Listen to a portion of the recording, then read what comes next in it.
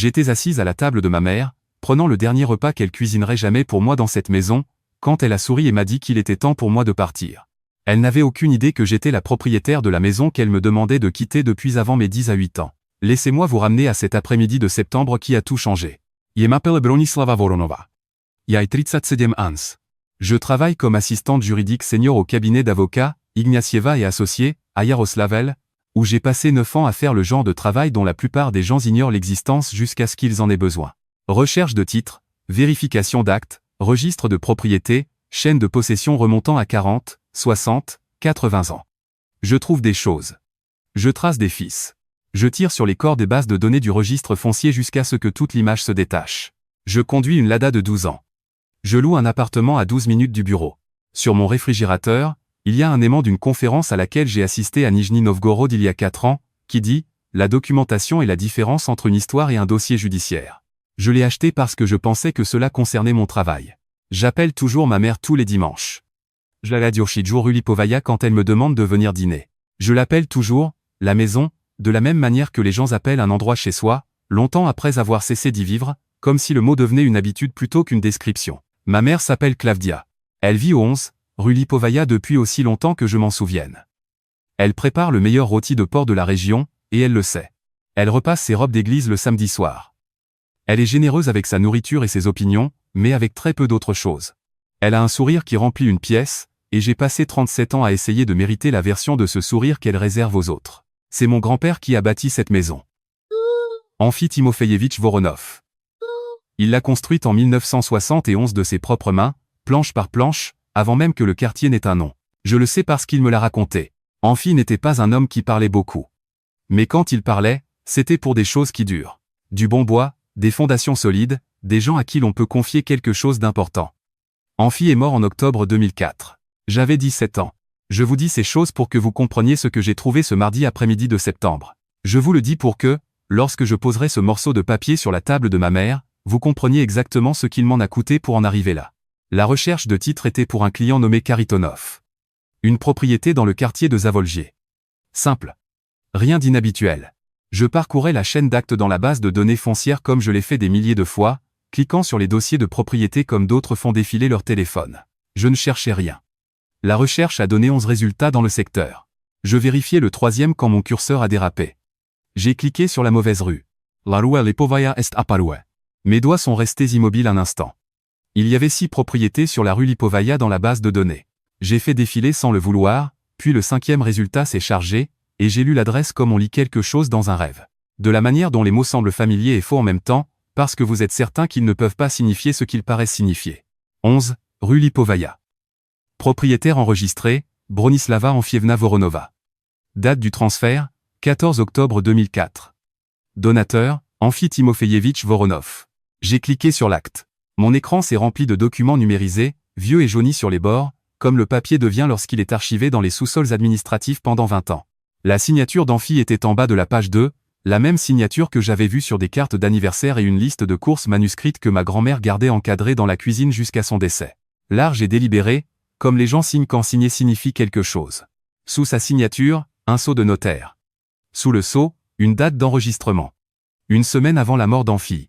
Je me suis adossé à ma chaise. J'ai remonté toute la chaîne de propriété. Chaque transfert. Chaque privilège. Chaque modification sur cette propriété depuis 1971. Amphi Voronov. Propriétaire d'origine. 1971. Aucun transfert ultérieur.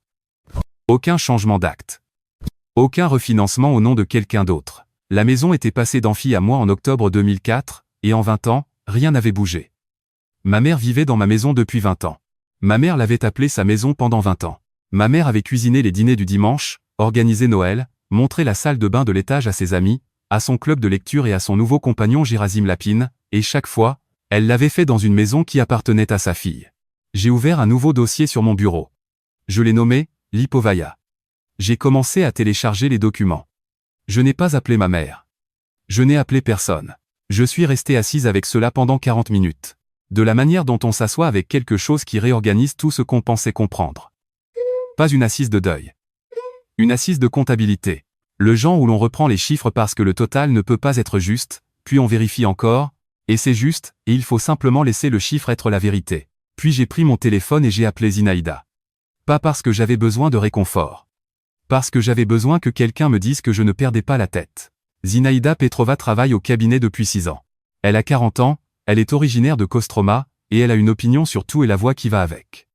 C'est la personne que vous voulez à vos côtés en cas de crise. Pas parce qu'elle reste calme, mais parce qu'elle ne fait pas semblant que la crise n'existe pas. Zina regarde un problème droit dans les yeux et lui dit exactement ce qu'elle en pense. Je suis allé à son bureau. Je n'ai rien dit.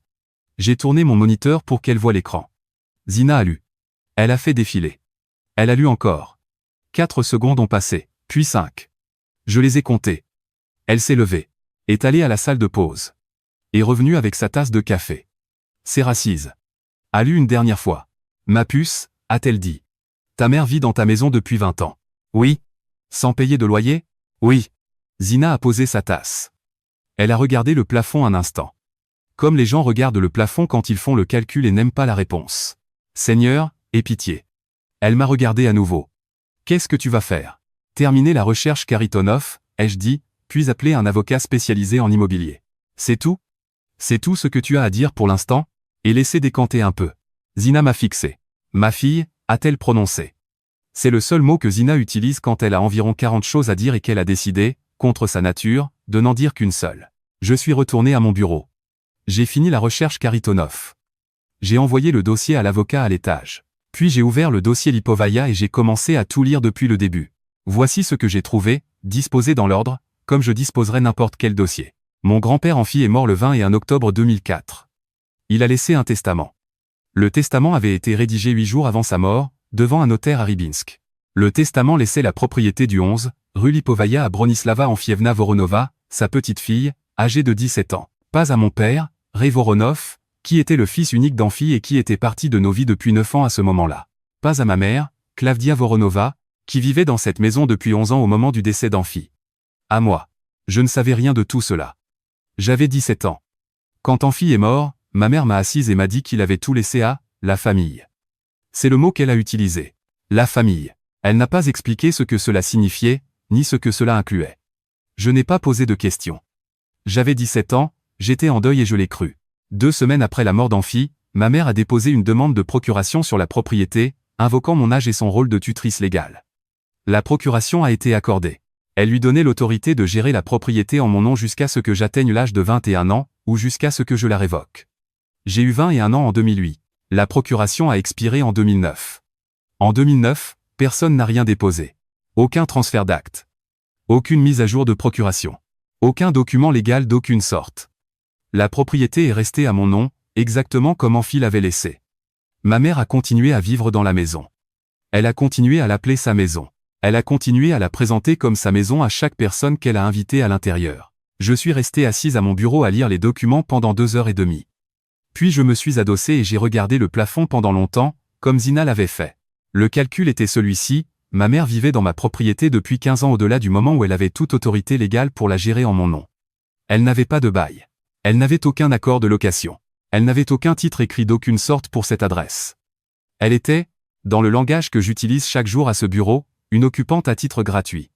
J'avais une occupante vivant dans ma maison qui croyait en être la propriétaire. Je dois vous parler du sous-sol d'Amphi.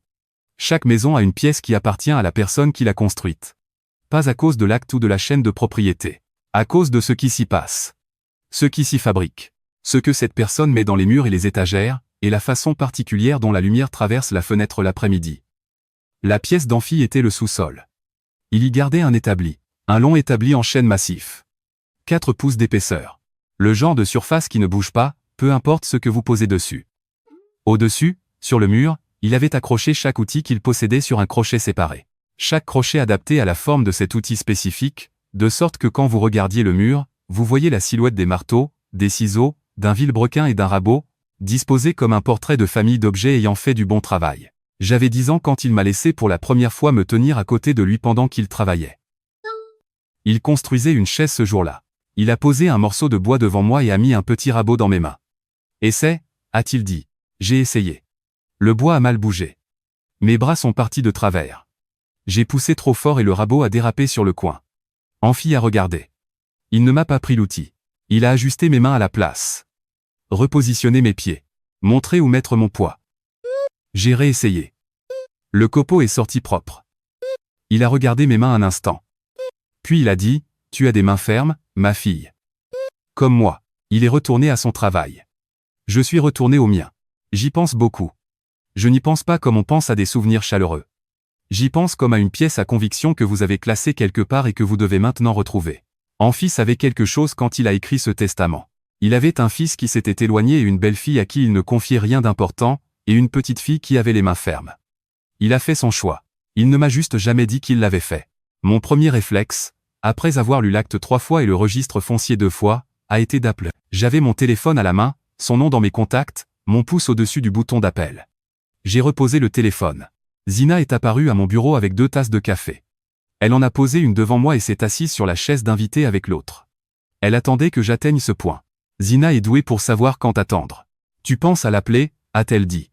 Ce n'était pas une question. J'y pensais. Ne le fais pas. Je sais. Tu as d'abord besoin d'un avocat. Ton propre avocat, pas un du cabinet. En immobilier? Quelqu'un qui fait des litiges de propriété résidentielle. Elle a enveloppé sa tasse de ses 2 mains. Tu dois savoir ce que tu tiens avant d'entrer dans cette conversation. Pour l'instant, tu as un acte et une procuration expirés. C'est assez pour tenir debout. Mais tu as besoin que quelqu'un te dise exactement jusqu'où cela tient. Elle avait raison. Je le savais avant même qu'elle ne le dise. Je l'avais su au moment où j'avais reposé le téléphone. J'ai appelé Varvara Ignatieva le lendemain matin. 3 mois plus tard, je n'avais toujours pas appelé ma mère. Je me disais que c'était parce que je bâtissais le dossier, parce que j'étais minutieuse. Parce qu'une bonne assistante juridique ne bouge pas tant que le dossier n'est pas complet. Mais Zina m'avait demandé, une fois, très doucement, pourquoi j'attendais vraiment. Et je n'avais pas pu lui répondre. Pas honnêtement. Pas encore. Ce que je sais maintenant, avec le recul, c'est ceci. J'attendais parce qu'une partie de moi croyait encore que si je lui laissais assez de temps, elle ferait quelque chose qui rendrait cela plus facile. Dirait quelque chose. Se porterait volontaire. M'appellerait et dirait, Bronia, il y a quelque chose que je dois te dire sur le testament d'Amphi. Quelque chose que j'aurais dû te dire il y a longtemps. Elle n'a pas appelé. Elle n'a jamais appelé. Ce qu'elle a fait, c'est m'inviter à un dîner. Varvara Ignatieva pratique le droit immobilier à Yaroslavl depuis 31 ans. Elle a 62 ans. Elle a un bureau d'angle au 4e étage d'un immeuble de la rue Bolkaya Oktyabreskaya. Et dans ce bureau, il y a un ficus qui se meurt depuis si longtemps qu'il est devenu une sorte d'institution. Personne ne l'arrose. Personne ne le jette. Varvara dit qu'il lui rappelle que certaines choses persistent par pur entêtement, une qualité qu'elle admire. Elle a lu tout ce que je lui avais apporté en environ 12 minutes. L'acte. Le registre foncier. Le dossier de procuration et sa date d'expiration. La chaîne de propriété remontant à 1971. J'avais tout organisé comme j'organise les dossiers au travail. Chronologiquement. Étiqueté. Avec un résumé d'une page au début. Varvara a posé le résumé. Elle m'a regardé par-dessus ses lunettes de lecture. Bronislava, a-t-elle dit. Vous possédez cette maison. Vous la possédez depuis que vous avez 17 ans. Votre mère y vit en tant qu'occupante à titre gratuit. Pas de bail. Pas de contrat de location. Aucun titre légal d'aucune sorte. Elle a marqué une pause. Techniquement, elle vous doit 20 ans d'arriéré de loyer. Je n'ai rien dit. Je plaisante pour le loyer, a dit Varvara. Mais pas pour la propriété. Elle s'est tournée vers son ordinateur et a consulté directement les registres de Yaroslavl, faisant la même recherche que j'avais faite, vérifiant elle-même, comme les bons avocats vérifient tout eux-mêmes. Le même acte est apparu. Le même nom. Elle l'a lu. A cliqué pour revenir. L'a lu à nouveau. La procuration a expiré en 2009, a-t-elle dit. Après cela, votre mère n'avait aucune autorité légale pour agir au nom de la propriété. Ni pour la gérer, ni pour la refinancer, ni pour y ajouter qui que ce soit, ni pour la transférer. Elle m'a regardé. Est-ce qu'elle prévoit de faire l'une de ces choses? Je pense qu'elle pourrait ajouter quelqu'un à l'acte, ai-je dit. Son compagnon. Ils sont ensemble depuis environ 8 mois.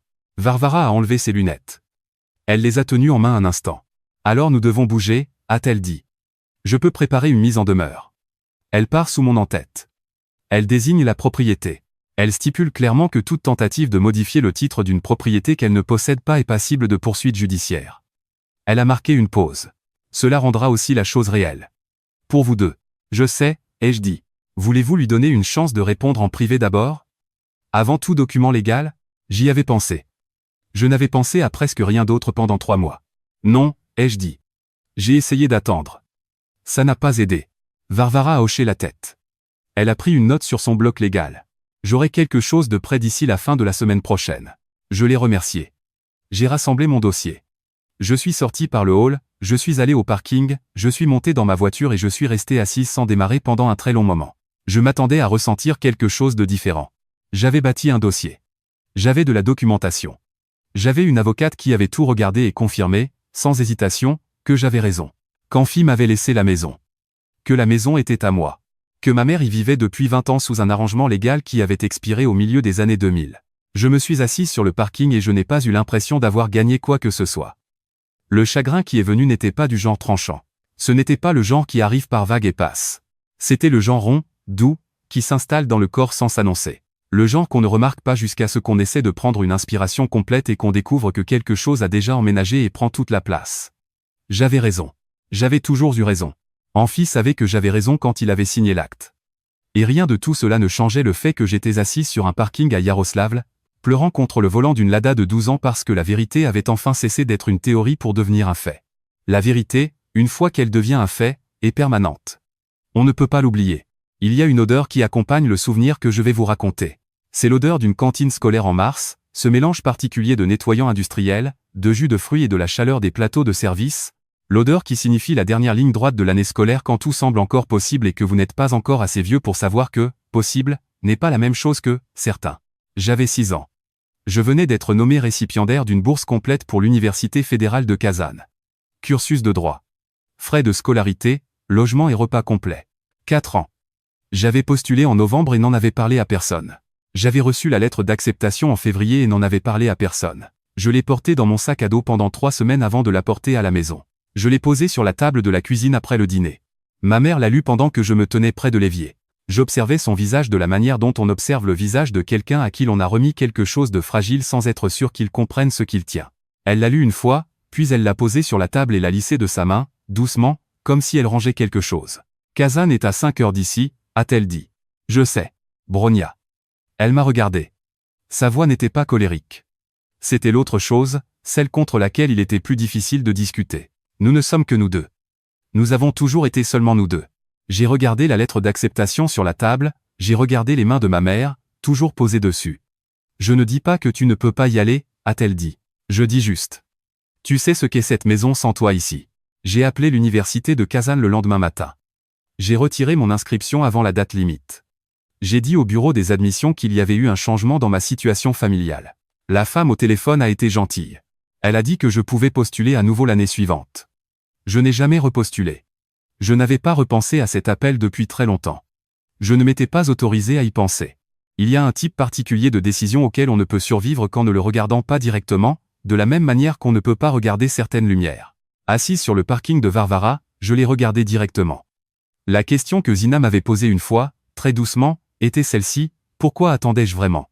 Je lui avais dit que je bâtissais le dossier, que j'étais minutieuse, que je me donnais le temps de comprendre ce que je tenais avant d'engager la conversation. Tout cela était vrai. Mais sous les choses vraies, il y avait ceci. J'attendais parce que je croyais encore, dans une partie de moi que je n'avais pas encore démantelée, que si je lui laissais assez de temps, ma mère me surprendrait. Qu'elle appellerait un dimanche et dirait, « Bronia, il y a quelque chose que je voulais te dire. Quelque chose à propos du testament d'Amphi. Quelque chose que j'aurais dû te dire il y a longtemps. » Elle n'a pas appelé. Ce qu'elle a fait à la place, c'est m'appeler un jeudi soir. De la même manière qu'elle appelait toujours. Mon nom d'abord, puis une pause, la façon dont elle dit mon nom quand elle a déjà décidé ce que la conversation allait être. « Viens dîner dimanche », a-t-elle dit. Annonce spéciale. Tout le monde vient. Apporte quelque chose. Je lui ai dit que j'apporterais une tarte aux érelles. J'ai raccroché et envoyé un SMS à Varvara. Nous devons être prêtes avant dimanche. Varvara a répondu 4 minutes plus tard. Tout sera rédigé d'ici vendredi après-midi. J'ai posé mon téléphone sur le comptoir de ma cuisine et je suis resté un instant dans le calme de mon appartement. Le réfrigérateur bourdonnait. La lumière du soir traversait la fenêtre avec l'angle qu'elle a toujours à cette période de l'année. J'avais passé 3 mois à attendre que ma mère soit quelqu'un d'autre. Dimanche, j'allais cesser d'attendre. J'avais conduit jusqu'à la rue Lipovaya des centaines de fois dans ma vie. Je connaissais chaque virage par la sensation de la route sous les pneus, chaque repère par sa place dans une séquence que j'avais cessé de voir il y a des années. La station-service au coin. L'église avec l'enseigne où il manquait la lettre B depuis aussi longtemps que je m'en souvienne. La rangée de peupliers le long du dernier tronçon avant le tournant, qui fleurissait chaque printemps et sentait, selon Zina, comme si quelque chose s'était gâté en cuisine. Ce dimanche était la première fois que je restais assise dans ma voiture après avoir tourné dans la rue Lipovaya et que je regardais la maison avant de descendre. Je ne veux pas dire, regardez, comme on regarde quelque chose de familier. Je veux dire, regardez, comme je regarde un registre de propriété. Structurellement. Systématiquement. En partant de la ligne de toit et en descendant. Le toit avait besoin d'attention sur le côté nord. Pas urgemment, mais d'ici quelques années. Les gouttières à l'est s'étaient détachées de la corniche à un coin. Le porche d'entrée, celui qu'Amphi avait construit lui-même, était solide. Les planches n'avaient pas bougé. Les plantations de la fondation étaient envahies mais saines. Le chêne qu'Amphi avait mis en terre en 1975 était énorme maintenant. Haut de 3 étages. Assez large pour que 2 personnes ne puissent pas en faire le tour. Il avait survécu à toutes les tempêtes qui avaient traversé Yaroslavl pendant 50 ans. La maison était à moi. Je le savais intellectuellement depuis septembre. Je le comprenais maintenant d'une manière différente. De la manière dont on comprend quelque chose quand on le regarde et qu'on ne se contente pas d'y penser. Un homme a contourné le côté de la maison avec un pied de biche. Il avait environ 55 ans, était solidement bâti et portait des vêtements de travail qui avaient été lavés maintes fois. Il remplaçait une planche sur la clôture le long de la cour latérale. Il travaillait efficacement et sans lever les yeux, comme les gens travaillent quand ils savent ce qu'ils font. Il m'a remarqué alors que j'étais encore assise dans ma voiture et a levé une main de manière amicale. Je suis descendu. Nous étions assez proches pour parler. Gerasim Lapine, a-t-il dit. Bronislava Voronova. Il a hoché la tête à la manière des hommes qui travaillent de leurs mains, un simple signe de reconnaissance sans cérémonie. Il a regardé la maison un instant, de la même manière que je venais de le faire. Puis il a dit. C'est une bonne fondation. Amphi savait ce qu'il faisait. Il le savait, ai-je dit. Gerasim est retourné à sa planche de clôture. Je suis entré. Ma mère avait cuisiné assez de nourriture pour 20 personnes. Ce n'est pas inhabituel. Klavdia Voronova cuisine comme elle fait la plupart des choses, à une échelle qui garantit que personne ne puisse dire qu'elle n'a pas essayé. La table de la salle à manger avait 2 rallonges. La belle nappe était sortie, celle de couleur crème qu'elle garde pour les occasions qu'elle juge significatives. Nous étions 14 au moment où tout le monde est arrivé. Des tantes et des cousins, une voisine de la rue qui va à l'église de Klavdia. Une femme que je n'ai pas reconnue et qui s'est avérée être quelqu'un du club de lecture de ma mère. Gerasim était rentré, s'était lavé et était assis à l'autre bout de la table, discutant tranquillement avec mon cousin Terenti de quelque chose concernant un camion. J'ai aidé à porter les plats depuis la cuisine. J'ai rempli le pichet de jus de fruits quand il s'est vidé. J'ai fait les choses que j'ai toujours faites lors de ces dîners, ce qui consiste principalement à être utile de manière qui ne demande pas d'être au centre de quoi que ce soit. Mais j'observais. J'avais observé ma mère dans cette maison toute ma vie sans enregistrer ce que je voyais. Ce dimanche, j'ai tout enregistré. La façon dont elle posait sa main à plat sur le comptoir de la cuisine en parlant. La façon dont une personne touche quelque chose qu'elle est certaine de posséder. La façon dont elle a fait visiter la maison à Gerasim, ce que je pouvais entendre depuis la cuisine, pièce par pièce. Voici la salle à manger. J'ai refait ses planchers moi-même. Voici la chambre du fond. J'ai posé de nouvelles fenêtres il y a 3 ans. Elle n'avait pas refait les planchers elle-même. Elle avait engagé quelqu'un. C'est moi qui lui avais transféré l'argent. Les photographies sur le mur de la salle à manger étaient toutes de Klavdia. Klavdia a des événements d'église. Klavdia a un barbecue. Klavdia et Gerasim dans ce qui semblait être le jardin botanique. Une photo d'école de moi vers l'âge de 10 ans que je n'avais pas vue depuis des années, et qui me donnait l'air de me concentrer très fort pour ne pas cligner des yeux. Et dans le coin le plus éloigné de la pièce, derrière un lampadaire qui l'inclinait légèrement, une photo encadrée d'Amphi. C'était la seule dans toute la maison. Il se tenait devant un établi, que je savais être celui du sous-sol, les bras le long du corps et l'expression qu'il avait toujours sur les photos, pas inamicale, mais sans aucune pause. Simplement présent. Personne n'avait déplacé sa photo vers un meilleur endroit en 20 ans. Je me suis tenu dans l'encadrement de la porte de la cuisine pendant que les assiettes passaient. C'est alors que j'ai entendu ma mère au téléphone dans le couloir. Elle s'était éloignée de la table, juste au coin. Elle parlait à voix basse. Mais la maison n'est pas grande et j'étais proche. Oui, disait-elle. Gerasim va emménager. Je vais mettre son nom aussi. Pour que ce soit officiel. Ce qui est à moi doit être à lui. Elle est revenue dans la salle à manger un instant plus tard avec l'expression qu'elle utilise quand elle considère une affaire réglée. Je me suis excusé pour aller aux toilettes. Je me suis assise sur le bord de la baignoire pendant 1 minute. Puis j'ai sorti mon téléphone et tapé un message à Varvara Ignacieva, elle prévoit de l'ajouter à l'acte. Nous devons agir maintenant. J'ai remis mon téléphone dans ma poche. Je suis retourné à table. J'ai mangé ma nourriture, j'ai répondu aux questions quand on m'en posait et j'ai regardé l'horloge au-dessus du réfrigérateur compter les minutes. Quand la tarte aux érelles est sortie, je me suis levé et j'ai dit que je devais y aller. Mon cousin Terenti a levé les yeux de son assiette avec une inquiétude sincère. « Tu pars déjà » a-t-il dit. La tarte est encore chaude. J'ai regardé la tarte. C'était une bonne tarte. Je l'avais faite moi-même. Garde-moi un morceau, ai-je dit. J'ai pris mon sac dans le placard de l'entrée. J'ai fait mes adieux. Je suis allé à ma voiture. Varvara a rappelé 23 minutes plus tard alors que je m'engageais sur l'autoroute. La mise en demeure sera prête jeudi, a-t-elle dit. Ne la laisse rien faire avec cette propriété avant cela. Je lui ai dit que je ne le ferais pas. Le lendemain matin, avant même d'avoir fini ma première tasse de café, ma mère a appelé. Dîner de dimanche, a-t-elle dit. Tout le monde vient. Annonce spéciale. Ne sois pas en retard. Je lui ai dit que je ne serais pas en retard. Puis j'ai appelé Varvara et j'ai dit. Nous avons besoin que tout soit prêt avant dimanche, pas après. Il y a eu une brève pause à l'autre bout. La pause que fait Varvara lorsqu'elle ajoute une ligne à son bloc légal. Entendu, a-t-elle dit. Ma mère cuisinait depuis vendredi. Je pouvais le dire au volume de nourriture et à cette fatigue particulière qu'elle porte quand elle est restée en cuisine pendant 2 jours, la façon dont elle bouge quand son dos la fait souffrir, mais qu'elle ne veut pas l'admettre car l'admettre exigerait de s'arrêter. 2 sortes de tartes sur le comptoir. Une marmite de soupe aux choux qui était manifestement sur la cuisinière depuis le matin. Le rôti était au four depuis la veille. Le gratin de pâtes était celui aux 3 fromages, celui qu'elle ne prépare que pour les occasions qu'elle juge assez importantes pour justifier l'effort. 14 personnes sont venues. Les tantes, mes cousins, la voisine de l'église, la femme du club de lecture, 2 personnes que je reconnais du groupe d'études de la Bible auquel ma mère assiste le mercredi soir. Le camion de Gerasim était garé au bord du trottoir, ce qui signifiait qu'il n'était pas venu avec elle, ce qui signifiait qu'on lui avait demandé d'arriver séparément, ce qui signifiait que tout cela avait été planifié avec assez de soin pour que la mise en scène compte. La table avait ses 2 rallonges. La nappe crème était sortie. Ma mère portait la robe qu'elle avait mise pour le mariage de mon cousin il y a 3 ans, qui est bleu marine et possède un petit bouton de nacre au col qu'elle ferme quand l'occasion est formelle. Je me suis assis sur ma chaise habituelle, vers le milieu de la table, entre ma tante Séraphima et un cousin que j'appellerai Marc pour les besoins de cette histoire. Mon sac était par terre, à côté de ma chaise. Je l'avais posé là délibérément, assez près pour pouvoir y puiser sans me lever. L'enveloppe du bureau de Varvara était à l'intérieur. Elle y était depuis jeudi, quand je m'étais rendu rue Bolkaya Oktiabreskaya, que j'avais signé tout ce que Varvara avait préparé et que je l'avais rapporté à ma voiture sans l'ouvrir à nouveau. Je n'avais pas besoin de l'ouvrir. Je savais ce qu'elle disait. Le repas s'est déroulé comme les repas de ma mère se déroulent toujours. La nourriture a circulé. Des compliments ont été offerts.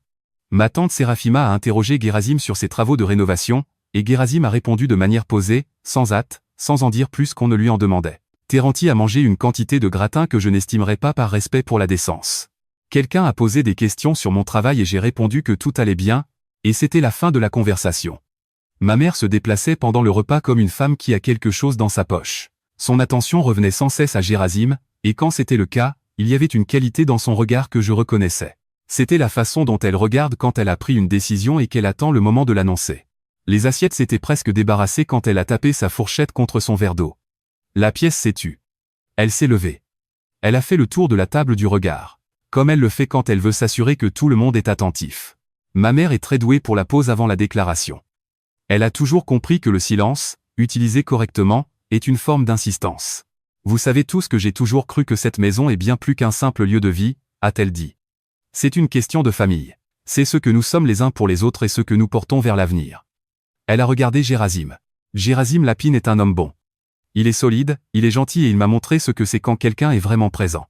Elle a souri. Je veux qu'il fasse officiellement partie de cette famille. Et je veux commencer par faire de cette maison son foyer aussi. Je vais ajouter son nom à l'acte de propriété. Il y a eu un son tout autour de la table. Pas tout à fait des applaudissements. Plutôt un soupir collectif. Le son d'une pièce décidant comment recevoir une annonce plus importante que prévu. Ma tante Séraphima a porté une main à sa poitrine. La femme du club de lecture a dit « Oh, comme c'est merveilleux !» Quelqu'un a commencé à applaudir pour de bon. Je n'ai pas applaudi. Je suis restée assise, les mains sur mes genoux. Gerasim regardait ma mère avec l'expression de quelqu'un qui avait été prévenu à l'avance mais qui n'était toujours pas tout à fait sûr de ce qu'il en pensait. Il a hoché la tête. Il a tendu la main et a couvert celle de ma mère de la sienne. Voici ce que j'ai pensé. Assis sur cette chaise alors que la pièce autour de moi célébrait, j'ai pensé, c'est le moment. Pas lundi. Pas un appel téléphonique. Pas une lettre de Varvara. Maintenant, devant chaque personne de cette famille qui est assez âgée pour comprendre ce qui se passe. J'avais le document. J'avais tout ce dont j'avais besoin. La seule chose que j'avais à faire était de me pencher et de le sortir. Puis l'autre pensée est venue. Celle qui me suit depuis mes 6 ans. Celle qui ressemble à de la logique et fonctionne comme une cage. Ne sois pas celle qui brise cela. Pas ici. Pas devant tout le monde. Tu peux appeler Varvara lundi. Tu peux envoyer la mise en demeure par la poste. Tu peux lui donner une chance de répondre en privé, sans public, sans en faire une scène dont chaque personne présente se souviendra pour le reste de sa vie. Tu peux faire cela de la manière tranquille, de la manière douce, de la manière qui ne fait pas de toi la personne qui est entrée au dîner de sa mère et a posé un document légal sur la table devant 14 personnes. Je suis resté avec cette pensée le temps qu'il a fallu à ma mère pour finir de remercier tout le monde d'être là. Puis elle m'a regardé. Elle avait fait le tour de la table avec ses yeux. Ce même circuit lent qu'elle fait toujours quand elle s'adresse à une assemblée. Et quand elle m'a atteinte, elle a marqué une pause. Comme on marque une pause sur une marche qui est légèrement plus basse qu'on ne l'attendait.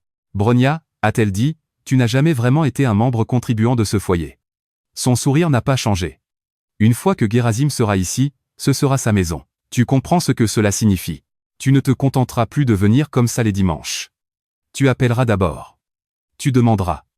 Elle a regardé autour de la table, rassemblant la pièce comme elle le fait toujours. Je suppose que c'est ton dernier repas ici, tel que les choses étaient.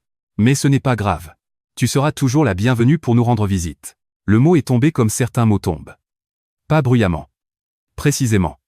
J'ai entendu la voix de Varvara un jeudi après-midi sur un parking qui semblait déjà appartenir à une autre année. 20 ans, c'est long pour être un invité. La pensée qui maintenait ma main immobile s'est dissoute. Elle n'a pas argumenté. Elle n'a pas lutté. Elle n'était simplement plus là.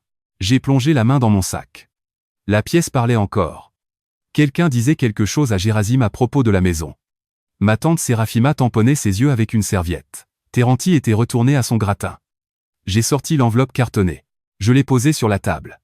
Au centre. Là où tout le monde pouvait la voir. Dans l'espace entre le pichet de jus et la corbeille à pain. Avec la même détermination qu'Amphi mettait à poser ses outils à la fin d'une journée de travail. Pas négligemment. Et pas dramatiquement. Simplement avec le poids de quelque chose qui signifie ce qu'il est. J'ai regardé ma mère. C'est de la part de mon avocate, ai-je dit. Ma mère a pris l'enveloppe. Elle l'a regardée un instant avant de l'ouvrir. De la manière dont les gens regardent quelque chose qu'ils ne veulent pas toucher mais qu'ils ne peuvent pas reposer. Puis elle a sorti les documents. 2 pages plus la copie de l'acte jointe. L'entête de Varvara en haut de la première page. Mon nom et celui de ma mère. Et l'adresse du 11, rue Lipovaya. Et un langage qui était précis, spécifique et ne laissait aucune place à l'interprétation. La pièce était devenue silencieuse au moment où Klavdia atteignait le bas de la première page. Pas le silence poli d'un repas. L'autre genre. Elle a lu la 2e page. Puis elle a regardé la copie de l'acte. Celle avec la signature d'Amphi. Celle d'octobre 2004. Elle l'a lu une fois. Elle l'a lu encore. Un long moment a passé. Qu'est-ce que c'est ? A-t-elle demandé. Elle ne posait pas de questions. Elle savait ce que c'était. La question était la seule chose qui se tenait entre elle et ce qui venait après. C'est une mise en demeure, ai-je dit. Et une copie de l'acte qu'Amphi a déposé la semaine avant sa mort. La maison est à mon nom depuis que j'ai 17 ans. La mise en demeure signifie que toute tentative de modifier le titre de cette propriété, d'y ajouter des noms, de l'hypothéquer ou de transférer tout intérêt est passible de poursuite judiciaire. Ma tante Séraphima a tendu la main par-dessus la table et a pris le document des mains de Klavdia. Elle a lu le premier paragraphe. Puis elle l'a reposé très soigneusement. Comme on repose quelque chose dont on ne s'est pas rendu compte que c'était brûlant jusqu'à ce qu'on le tienne déjà. Les registres fonciers sont publics, ai-je ajouté. N'importe qui à cette table peut les consulter ce soir. Personne n'a rien dit pendant un moment. Puis mon cousin Marc, qui a une voix forte et l'utilise généreusement, a dit « Elle ne peut pas faire ça à la maison de sa mère. » Ce n'est pas la maison de sa mère, ai-je dit. Ça n'a jamais été la maison de sa mère. C'est la mienne. J'ai regardé ma mère. Ce qui veut dire, maman, que c'est aussi ton dernier repas ici. Pas seulement le mien. Puis j'ai regardé Gerasim. Gerasim tendait la main. Il l'avait fait tranquillement, pendant que Marc parlait, il demandait le document. Je lui ai passé la copie de l'acte. Il l'a lu comme il fait la plupart des choses, sans se presser, en commençant par le début, sans sauter à la fin. La pièce attendait. Il a tourné la 2e page. Il a regardé la signature d'Amphi. Il a regardé la date. Il a posé le document sur la table devant lui. Il s'est tourné vers ma mère. « Tu m'avais dit que c'était ta maison », a-t-il dit. Il n'était pas accusateur. Il ne criait pas. Il le disait comme quelqu'un énonce quelque chose qu'il vient de confirmer. Comme on dit le numéro d'une route quand on a vérifié la carte et qu'on est maintenant certain. Klavdia a ouvert la bouche. Aucun son n'est sorti. Gerasim s'est levé. Il m'a regardé de l'autre côté de la table. Pas chaleureusement, pas froidement, mais directement. Comme quelqu'un vous regarde quand il respecte le fait que vous avez fait quelque chose qu'il n'aurait être pas été capable de faire lui-même. Il a hoché la tête une fois. « Pardonnez-moi », a-t-il dit. Puis il a pris sa veste au dossier de sa chaise, s'est dirigé vers la porte d'entrée et l'a refermée derrière lui. La pièce était très calme. Puis Terenti a levé les yeux de son assiette, a regardé les visages, puis a regardé son assiette à nouveau et a dit « Alors, le dîner continue ou quoi ?» La femme du club de lecture a expiré ce rire qui sort quand quelque chose est à la fois déplacé et exactement juste. Quelqu'un a donné un coup de pied à Terenti sous la table. Il a levé les yeux avec une sincérité totale et a dit « Quoi ? Je demande pour moi. » Ma mère s'est tournée vers moi. L'expression qu'elle portait depuis qu'elle avait ouvert l'enveloppe, celle qui avait traversé quelque chose que je ne pouvais pas nommer, s'est fixée en quelque chose que je reconnaissais. C'était l'expression qu'elle utilise quand elle a décidé que la meilleure défense est de rendre l'autre personne responsable de tout. Amphi n'aurait jamais voulu cela, a-t-elle dit. Sa voix était devenue basse et calculée. Amphi aimait cette famille. Il n'aurait jamais voulu que sa propre petite-fille utilise un morceau de papier pour détruire ce qu'il a bâti. Amphi a écrit l'acte, ai-je répondu. Tu fais ça pour me faire du mal. Je fais ça parce que tu allais mettre le nom d'un homme sur la propriété de mon grand-père. Un homme que tu connais depuis 8 mois. C'est chez moi ici. Sa voix montait maintenant, et la pièce le sentait, comme on sent un changement de pression. 30 ans que je vis dans cette maison. 30 ans que je la garde propre, que je paie pour tout, que j'en fais ce qu'elle est. Un morceau de papier n'efface pas 30 ans. Ça n'a pas à effacer quoi que ce soit, ai-je dit. L'acte ne dit pas ce que tu as fait ou non dans la maison. Il dit à qui elle appartient. Elle s'est tournée vers la pièce. Elle a toujours été meilleure que moi pour manipuler une audience. C'est l'une des choses qu'elle fait instinctivement, comme certaines personnes attrapent leur téléphone quand elles sont mal à l'aise. Elle a regardé les tantes, les cousins, la voisine. Vous voyez ce qu'elle fait, a-t-elle dit. Vous voyez quel genre de fille agite ainsi. Ma tante Séraphima n'a rien dit. Elle regardait la table. Ma tante Fisa, la sœur cadette de Séraphima, qui de ma vie n'avait jamais été incertaine de quoi que ce soit, regardait la copie de l'acte qui trônait devant la chaise vide de Gérasime. La voisine de l'église a dit, doucement mais clairement, « Clavdia, quel nom est sur l'acte ?» Clavdia ne lui a pas répondu. Je me suis levé. J'ai mis la sangle de mon sac sur mon épaule. La mise en demeure est d'effet immédiat, ai-je dit. Cela signifie aucun changement à la propriété, aucun nom ajouté, aucun accord avec un tiers concernant le titre. Le bureau de Varvara sera en contact pour la suite. J'ai regardé ma mère. Tu as du temps. Je ne te demande pas de faire quoi que ce soit ce soir. Mais cela devait arriver avant que tu n'ailles plus loin. J'ai dit au revoir à l'assemblée. Je n'étais pas sûr qu'on m'ait entendu. Je suis allé au placard de l'entrée, j'ai pris ma veste et je suis sorti par la porte d'entrée. La porte qu'Amphi avait posée lui-même, celle avec le panneau de verre coloré en haut, qui jette des reflets changeants dans l'entrée en fin d'après-midi. Je l'ai tirée derrière moi. Je suis resté, des silhouettes passant d'un côté à l'autre, le dîner continuant ou se terminant ou se transformant en quelque chose d'autre. Je ne pouvais pas le dire. J'ai regardé la lumière colorée du panneau de l'entrée briller contre le plafond du Porsche. Amphi avait choisi ce verre lui-même. Il m'avait dit un jour qu'il voulait que les gens sachent qu'ils entraient dans un endroit où l'on avait pensé à eux. J'avais fait ce que j'étais venu faire. C'était fini, ou c'était le début de la fin, ce qui est une chose complexe en soi. Je m'attendais à du soulagement. Ou de la colère. Ou à cette satisfaction particulière qui vient quand on a eu raison pendant très longtemps et que finalement quelqu'un d'autre doit en tenir compte. Ce qui est venu était plus calme que tout cela. C'était quelque chose qui n'avait pas de nom précis. Quelque chose qui ressemblait à une pièce dont on a enlevé tous les meubles et où l'on se tient dans l'espace vide, regardant les marques sur le sol là où les choses se trouvaient auparavant. Je suis rentré chez moi. Je n'ai appelé personne. Je me suis assise sur le sol de ma cuisine, le dos contre les meubles, et je suis resté là jusqu'à ce que la lumière change à l'extérieur. C'est ce que je fais quand quelque chose arrive et que j'ai besoin de le laisser devenir réel avant de pouvoir agir. C'est devenu réel lentement, comme la plupart des choses vraies. Ma mère a appelé 14 fois en 3 jours. Je le sais parce que mon téléphone tenait le compte. Je n'ai pas écouté les messages vocaux. Je lisais les noms à mesure qu'ils s'affichaient et je reposais le téléphone à chaque fois. Clavdia, Clavdia, tante Séraphima, Clavdia. Un numéro que je n'avais pas enregistré et qui s'est avéré être ma tante Fisa, appelant de son fixe, Clavdia, Marc, Clavdia. Les appels des tantes étaient plus durs que ceux de ma mère. Pour ma mère, je m'étais préparé. Pour les tantes, non, ou pas totalement, ce qui revient au même. Ma tante Séraphima a laissé un message que j'ai fini par écouter, le deuxième jour, debout dans ma cuisine à 6 heures du matin avant le travail. Elle n'a pas dit que j'avais mal agi. Elle a dit qu'elle s'inquiétait pour ma mère.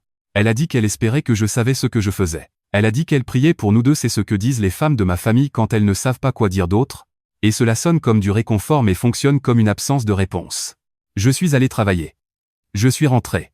J'ai mangé des choses dont je ne me souviens pas. Le 3e jour, je suis passé devant la rue Lipovaya. Je ne me suis pas arrêté. Je suis passé à une vitesse qui me permettait de voir la maison sans avoir l'air de regarder comme on jette un coup d'œil à quelque chose qu'on n'est pas censé surveiller. Les lumières étaient allumées. Les peupliers au bord du terrain avaient libéré leur duvet pendant que je ne faisais pas attention, blanc et abondant avec cette odeur légèrement désagréable qu'ils ont toujours en mai.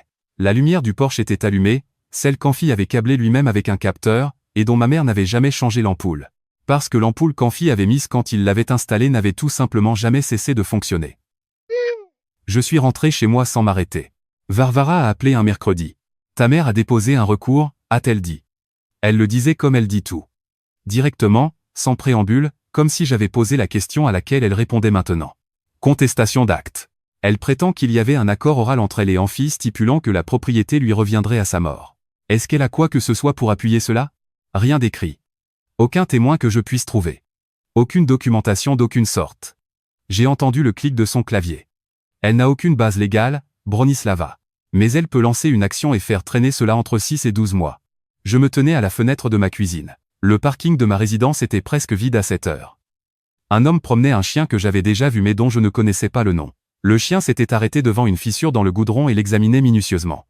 Déposer la réponse, ai-je dit. Et la demande de dommages-intérêts pour procédure abusive. Si elle veut lancer une action frivole, la cour décidera de ce que cela lui en coûte. Entendu, a dit Varvara. Il y a eu le bruit de sa plume sur son bloc. Est-ce que ça va? Je vais bien, ai-je répondu, ce qui n'était pas tout à fait vrai et ce que Varvara, qui pratique le droit depuis 31 ans et a développé la capacité d'entendre l'espace entre les mots, n'a pas semblé croire totalement. Elle a dit qu'elle me tiendrait au courant. Nous avons raccroché. Je suis resté à la fenêtre jusqu'à ce que l'homme et son chien rentrent. Zina est passée le vendredi soir. Je ne lui avais pas demandé. Elle est apparue à ma porte avec un sac d'un restaurant géorgien, 2 fourchettes en plastique, et aucune explication particulière pour sa présence. C'est ce qu'il y a de plus vrai chez Zina. Elle ne s'explique pas quand elle a décidé que quelque chose était nécessaire. Nous nous sommes assises sur le sol de ma cuisine parce que ma table n'a que 2 chaises, et qu'aucune de nous n'avait envie d'être assise à table. J'avais sorti une boîte de vieilles photos de dessous mon lit dans la semaine précédente. Je ne me souvenais pas l'avoir sortie. Elle était juste là, ouverte, par terre à côté de mon canapé. Zina a pioché dans la boîte pendant qu'elle mangeait et a sorti une photographie. Elle l'a regardée un instant. Puis, elle me l'a tendue. J'avais 6 ans sur la photo. Je portais une robe d'église un jour de semaine, je l'avais mise parce que j'avais senti que c'était une occasion. Je tenais une lettre. Je souriais sur la photo d'une manière que je ne reconnaissais presque pas, le sourire spécifique d'une personne qui possède quelque chose qui semble, à cet instant, exactement juste. C'est toi à 16 ans? A demandé Zina. Oui. Qu'est-ce que tu tiens? Une lettre d'acceptation. Université de Kazan. Bourse complète. Zina a regardé la photo à nouveau. Puis elle m'a regardé.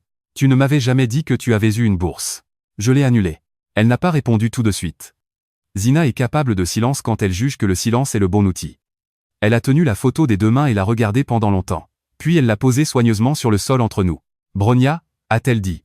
Est-ce que tu penses que ta mère ne pouvait vraiment pas rester seule? Ou est-ce que tu penses qu'elle avait besoin que tu restes parce que rester ressemblait à quelque chose qui lui appartenait?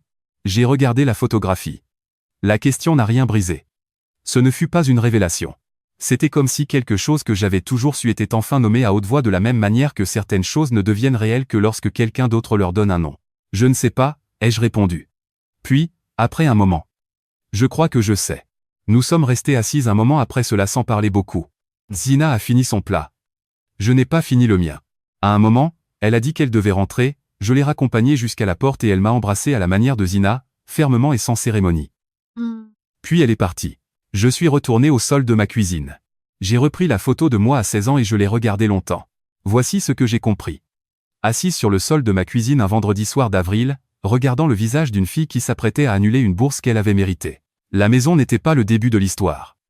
La maison n'était que la goutte d'eau. C'était cette bourse. C'était 20 ans de dîner du dimanche où je conduisais 40 minutes pour aider et repartir avec l'impression d'être une visiteuse dans un endroit pour lequel j'avais renoncé à un avenir afin de rester proche. C'était chaque fois que je transférais de l'argent sans qu'on me demande si j'en avais les moyens. Et chaque fois que je partais en courant parce qu'elle appelait, et chaque fois que je m'asseyais à cette table et attendais la version du sourire de ma mère qu'elle réserve aux autres. La maison n'était que la chose qu'Amphi avait eu la clairvoyance de mettre par écrit. Il y avait un SMS sur mon téléphone quand je suis revenu après avoir accompagné Zina. Un numéro que je n'avais pas enregistré. Un indicatif d'une autre région. Il disait « J'ai entendu pour la maison ». Amphi disait toujours que tu finirais par comprendre. Et puis un tiret. Et un nom. Ray. Je n'avais pas eu de nouvelles de mon père depuis 11 ans. Il n'avait rien eu à dire sur la maison quand Amphi était vivant et l'entretenait. Il en avait encore moins à dire maintenant. J'ai posé le téléphone face contre le comptoir. Je n'ai pas répondu. Je n'ai jamais répondu. J'ai appelé ma mère le dimanche matin. Elle a décroché à la 2e sonnerie, ce qui me disait qu'elle attendait mon appel, ce qui me disait qu'elle avait préparé son discours. Je ne lui ai pas laissé le temps de commencer. Je n'appelle pas pour m'excuser, ai-je dit. J'appelle parce que tu mérites de savoir ce qui va se passer. Ce qui allait se passer était ceci, elle avait 6 mois pour trouver un autre endroit où vivre. Je n'allais pas lui réclamer d'arriéré de loyer. Je n'allais pas poursuivre les recours civils dont Varvara avait parlé comme d'une possibilité. J'allais l'aider à déménager si elle le voulait. J'allais lui donner 6 mois, ce qui était plus que ce que la loi exigeait. Il y a eu un silence de son côté. Puis, tu fais ça pour me faire du mal. Je savais qu'elle dirait cela. Je le savais comme on connaît le climat quand on a vécu quelque part longtemps. Ce n'était pas une réponse à ce que j'avais dit. C'était la seule phrase qu'elle avait à disposition pour les situations où elle ne pouvait pas contrôler l'issue. Non, ai-je répondu. Je fais ça parce que c'est vrai. Et j'ai fini de prétendre le contraire. Elle n'a rien dit d'autre. J'ai attendu assez longtemps pour être certaine qu'elle avait fini, puis j'ai dit au revoir et j'ai raccroché. Je suis resté dans mon appartement dans le calme du dimanche matin, et j'ai pensé à Amphi posant un panneau de verre dans une porte pour que les gens sachent qu'ils entraient dans un endroit où l'on avait pensé à eux. J'allais vivre dans cette maison. Pour la première fois de ma vie, je n'allais pas demander la permission. 6 mois plus tard, j'ai aidé ma mère à déménager. Elle avait trouvé un appartement dans le nord de la ville, 2 chambres, premier étage, un petit balcon vitré faisant face à un parking. J'ai porté des cartons. J'ai emballé des assiettes dans du journal. J'ai déplacé une lampe qui était plus lourde qu'elle n'en avait l'air et je l'ai posée dans le coin de son nouveau salon, là où elle semblait avoir sa place. Nous n'avons pas beaucoup parlé. Nous n'avons jamais été le genre de personnes qui discutent en travaillant. À la fin de l'après-midi, quand le camion était presque vide et que les pièces de la rue Lipovaya étaient nues à l'exception des choses qui avaient toujours été là, les choses qui étaient à Amphi, nous nous sommes assises. Ma mère s'est installée sur les marches du porche. Je me suis assise à côté d'elle. Le chêne était en pleine feuille. Le quartier était calme, du calme des après-midi d'été, cette immobilité particulière étouffée par la chaleur. Nous sommes restés là un moment sans qu'aucune de nous n'engage la conversation, c'était la chose la plus honnête que nous ayons faite ensemble depuis longtemps. Amphi t'a toujours préféré, a-t-elle dit. Il me faisait confiance, ai-je répondu. Il y a une différence. Elle a regardé les planches du porche. Les planches d'Amphi ajustées, poncées et peintes 2 fois en 50 ans. Il a bâti ça de ses mains, tu le sais bien. Je le sais. Un autre silence. Une voiture est passée dans la rue. Quelque part au bout du bloc, un chien a dit quelque chose de bref et de définitif. Est-ce que tu vas vivre ici? A-t-elle demandé. Oui. Tu en prendras soin? Oui. Elle a hoché la tête. Elle est restée assise 1 minute de plus. Puis elle s'est levée et est entrée chercher les 2 derniers cartons. Je suis resté sur le porche jusqu'à ce que le camion s'éloigne. Je l'ai regardé jusqu'à ce qu'il tourne au coin de la rue Lipovaya et disparaisse. 3 mois après le déménagement, la cour a rejeté le recours de ma mère et l'a condamnée à payer 70 000 roubles de frais d'avocat. Varvara me l'a annoncé un mardi après-midi de la même manière qu'elle annonce tout le reste. Je l'ai remercié. J'ai raccroché. J'ai pensé à appeler ma mère. Je ne l'ai pas fait. J'ai parcouru la maison seule pour la première fois ce soir-là. Chaque pièce était redevenue elle-même. Les planchers, les fenêtres, la façon particulière dont le son se déplace dans un espace quand il n'est pas rempli des meubles de quelqu'un d'autre. La salle à manger. Le couloir. La pièce du fond avec la fenêtre qui donne sur le jardin. J'ai tout arpenté sans me presser. J'avais apporté une photographie avec moi. Je l'ai accrochée au centre du mur du salon. Amphi, debout devant son établi, les bras le long du corps, sans aucune pause. Puis je suis descendu au sous-sol. L'établi était exactement là où il avait toujours été. Les outils pendaient toujours à leurs crochets dans les formes qu'Amphi leur avait données, chacun à sa place, organisés avec la patience de quelqu'un qui comprenait que les bonnes choses durent quand on en prend soin. J'ai touché le rabot. La poignée était lisse après des décennies d'utilisation, le bois s'était usé à la forme d'une prise qui n'était pas la mienne mais que ma main comprenait quand même. Je me suis assise sur le sol du sous-sol à côté de l'établi. Je suis resté là un moment non pas parce que j'étais perdu, mais parce que j'étais arrivé quelque part et que j'avais besoin de laisser cela devenir réel. Puis je suis remonté. Je me suis assise sur le porche avec mon téléphone. J'ai trouvé le numéro du bureau des admissions pour les masters de l'Université fédérale de Kazan. J'ai appelé. Une femme a répondu et je lui ai dit que je cherchais des informations sur le programme de reconversion professionnelle en droit. Elle a demandé mon nom et je lui ai répondu. Elle a demandé comment elle pouvait m'aider, et j'ai dit que je n'étais pas encore sûr. Je commençais juste à poser des questions. C'était suffisant. Pour l'instant, c'était suffisant. L'acte disait que je possédais cette maison depuis mes 17 ans, mais je ne l'ai possédée que le jour où j'ai traversé chaque pièce seule et où j'ai cessé de m'excuser d'être là. Amphi ne m'a pas donné une maison. Il m'a donné une permission. Le reste, je devais me le donner moi-même. Y a-t-il quelque chose qui vous a été donné, ou qui a toujours été vôtre, mais devant lequel vous restez à l'extérieur en attendant d'être invité à entrer? À quoi ressemblerait le fait de simplement franchir la porte? Il y a une différence entre ce qui vous appartient et ce que vous avez été autorisé à réclamer. Parfois, Les deux choses se ressemblent si peu que vous passez des années devant une porte qui n'a jamais été verrouillée, attendant que quelqu'un vous remette la clé. Le grand-père de Bronia a mis son nom sur cet acte, parce qu'il comprenait quelque chose qu'elle mettrait 20 ans à apprendre. Que les gens qui vous aiment vraiment ne se transforment pas en la permission dont vous avez besoin. Ils vous remettent la chose et vous font confiance pour savoir quoi en faire. Si vous avez attendu l'approbation de quelqu'un avant de prendre votre place dans votre propre vie, il vaut la peine de vous demander honnêtement, cette permission viendra-t-elle jamais vraiment? Ou est-ce vous qui teniez la clé tout ce temps, appelant l'attente quelque chose de plus confortable, comme la patience, la loyauté ou l'amour? Quelle est la chose dans votre vie qui a toujours été vôtre, mais sur laquelle vous ne vous êtes pas encore permis de revendiquer vos pleins droits?